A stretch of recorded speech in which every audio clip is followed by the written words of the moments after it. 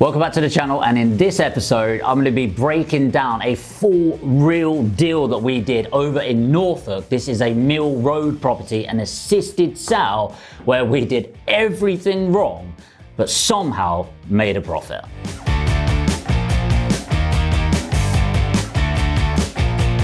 So this is a relatively new concept to the channel where I wanted to show some real deals that we've done and actually go through the numbers. So what I'm going to go through is how I actually got the lead, what the profit was going to be looking like, how did I negotiate the deal, the legals and the complications we come up with it, refurb it if there's anything special for it, and ultimately, did our numbers reflect what we thought they would at the end of the property compared to when we went in? And I can tell you already, no, they did not. Many a mistake were made.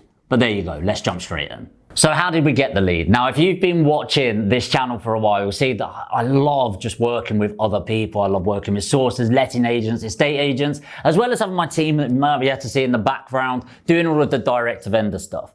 Now, part of what I do in education is I actually train people on how to find the best opportunities. And yes, that helps me because I get paid as an educator, which people seem to hate, but hopefully you're cool with it. And then also is training them to find great deals for me. And this was a really unique one. So it's a guy called Jim. He's a really great guy, and I've trained him in the past. And this property was actually his mum's property. Okay, and it's a bit of a weird one, to be honest. So he was a sourcer for his mum, still paid him, for bringing us the deal. And essentially it was up in Norfolk. So Norfolk is on the way to nowhere, as you may know. And it's not particularly a fast moving market right there. And so in order to move forward with this property, we need to do what is known as an assisted sale. Keep that in mind, and I'll come back to that later. But the reason why is we knew we didn't want to hold the property, so it needed to be an exit. So the way that we exit a property is by selling it, obviously, and there's usually three ways that we tend to do this. Either we purchase it, and we put it straight back on the market and sell it, i.e. we get it 20% discount over the market value, put it straight on. That's called a trade. Or we'll purchase it, refurbish the property, and then sell it on, which is called a flip. Or what we do is an assisted sale, which I'll get back to in a moment. Now, this person wasn't looking to take a massively discounted price on the property, so that was out. Could we do a flip? Well, that's exactly what it needed. It needed a refurbishment on the property. Now, the problem is the number that they needed, once we took account of the £218,000 that they needed and the refurbishment on top, by the time I had cost of finance and things like that, it just would have made no sense. It would have been cash in around 100,000 because I'd get some debt on it as well. And I'd end up making about 10 grand. Now, is that worthwhile? For some people, yes, but for us, where we're nowhere near the property, absolutely not. So that's where the assisted sale comes in. See, you can buy, refurbish and refinance, or buy, refurbish and sell a property, also known as a flip. But how about you don't buy, refurbish and sell? And that's exactly what we did. So that's what an assisted sale is. Essentially, you don't buy, you refurbish and sell. Well, why the hell would anyone do that? Well, it's typical with the older generation where they've got bungalows or properties, and this in particular one was that bungalow. And they're beautiful properties, they're big, and they're kept in good order. The problem is that they refurbed it in 1851 when they were just 26, when green carpets, avocado bar sets and swirly carpets and smoke on the ceiling was the in thing. Changes have been made over the years, over the decades, over the centuries since this property was last refurbished. If you own this property, I'm just having a bit of a laugh, okay? But, so it needed that effort, but the problem is, if somebody needs a certain value, a refurbishment, whether it's a well-kept property or not, is irrelevant. You still have to rip it out and start again. And that's what some people don't understand. So either the two options were, let us do the refurbishment and I can get you that figure and we make some profit on top, or you're gonna have to take a discount. Hence an assisted sale. We are putting in effort to assist the selling of that property. So here are the numbers. So what they wanted for this property was $218,000. Hopefully, as I'm going through this, you'll be able to work out why we couldn't purchase the property. So these are rough numbers. 218,000. We thought the refurbishment would be 26,750. Now, the vendor needed some money up front. So the vendor situation, just so you know, they're in Norfolk. Her family and that were, I believe, in Nottingham, but nowhere near. And so they needed some money to move, get a deposit and rent a place. They didn't want to buy anywhere else, okay? So they needed around £10,000 up front in order to make this move. And we paid our friend and sourcer, Jim, £3,000 for his efforts. And I know some people go, well, it was in mum's house, you know, but it doesn't matter. The opportunity is an opportunity. So we would have been all in, 218, 26,000 and £3,000. The idea was to sell it for £275,000. Now, this is really cool because our all-in price would have been about 38 grand in cash, instead of £100,000. Now, here's the difference. If we bought it, refurbished and sold on, we'd be 100k in and 10 grand profit. But because we did an assisted sale, it was going to be 38-ish grand in, and the profit was going to be £28,350. That is not a bad return on investment, but it didn't all go to plan. So the way that legals work with an assisted sale is we do it in a very unique way. This is not the normal way most people would say, but I like protecting my money. You know, I talk about the preservation of capital quite a lot. So normally what would happen is they would move out of the property. You'd have some sort of restriction on the property. You'd have an option on the property, and then you'd crack on with the work. The problem with that is a restriction, or an RX1. Sometimes people use an UN1, which is a unilateral notice, or a priority search on there. You can't stop somebody from selling their property doing that. It's very hard to stop somebody selling their property altogether, if I'm honest. But what it does is notifies you that they've tried to sell it elsewhere. Not that I wouldn't trust Jim and his mum, obviously, but I'm not going to trust anyone in business. I'm going to make sure everything's watertight. So here's what I did instead.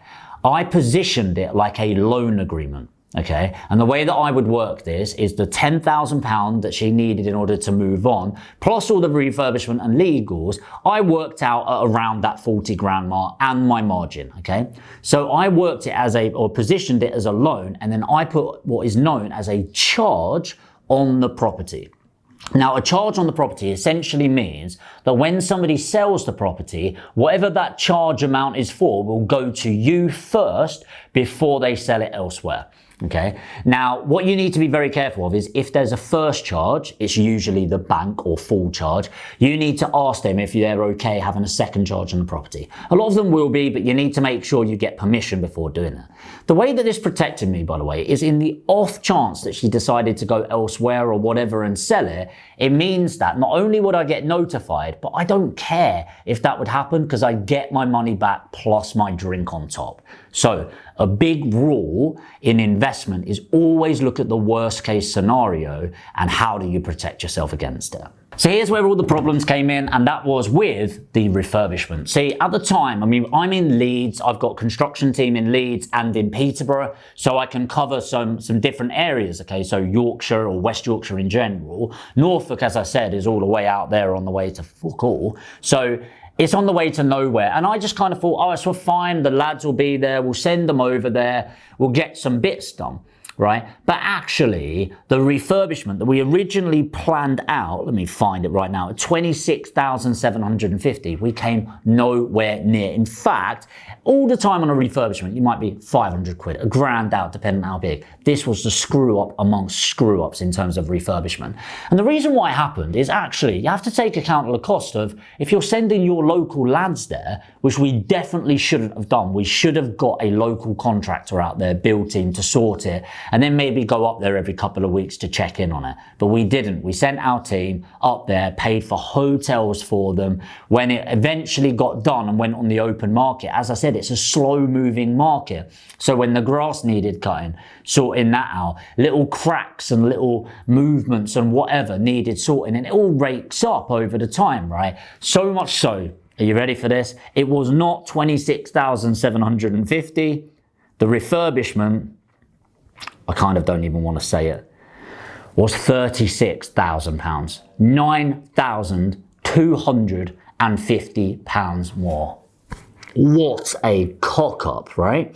Now let's go back to if I bought it, refurbished it and flipped. This would be a great story to tell you, right? I bought it for 100 grand. made 250 quid. No, 750. I'd be fucking rolling in it.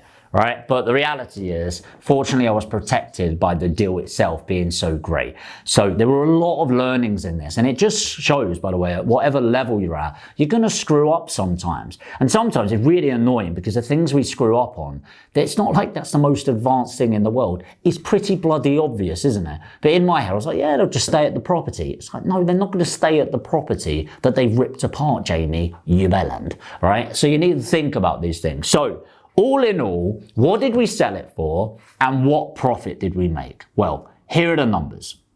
So just a reminder of the numbers and then we can look at the return on capital that we've got. So we end up doing the refurbishment, again, at £36,000. Paid the sourcing fee at £3,000.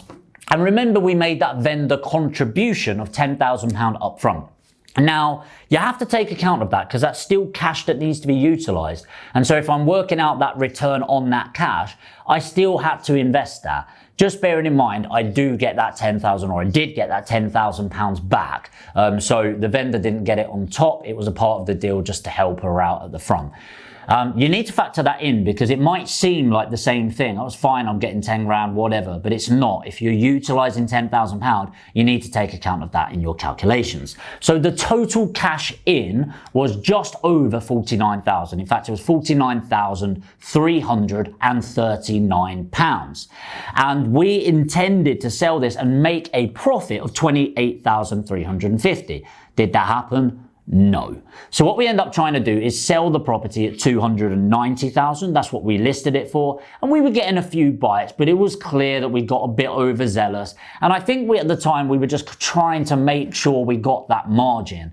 But it was being greedy and very quickly we learnt the lesson and lowered the property online to 275,000, which is the amount that we ended up getting. And all in all, we made, instead of 28,350, we made 14,361 pounds. So in hindsight, do I regret doing the deal? No, I'm pretty happy with that return. And actually there were a lot of lessons learnt in that. It was a ball ache. It took a lot longer than we thought. The negotiation was harder than we thought. And ultimately, the refurbishment was a hell of a lot harder than we thought. But when you think about it, 49,339 invested, 14,361 pound returned as a profit. That is a 29.1% return over a 9-month basis. I think most of you would agree that that is a pretty decent return, especially if you annualize that return, i.e. base it over 12 months, you're looking at close to 40% return on capital employed. But let me know in the comments, would you have invested in this property? So I hope you got massive value from that video. I'm really enjoying doing these sort of ones and breaking down the numbers. Let me know in the comments if you want to see more real deals. Just put real deals in the comments. And if you comment, I'll deliver as much as I can on a monthly basis. If you're new to the channel, I'd really appreciate if you enjoy this content and you want more, to hit the subscribe button and the notification bell. And of course, if you've got any value from this at all, it helps me immensely with the YouTube algorithm if you just smash the like button. And remember, we are posting videos every Monday, Wednesday, and Friday, so make sure to hit that notification bell and I'll see you in the next video. But before you leave, check this one out.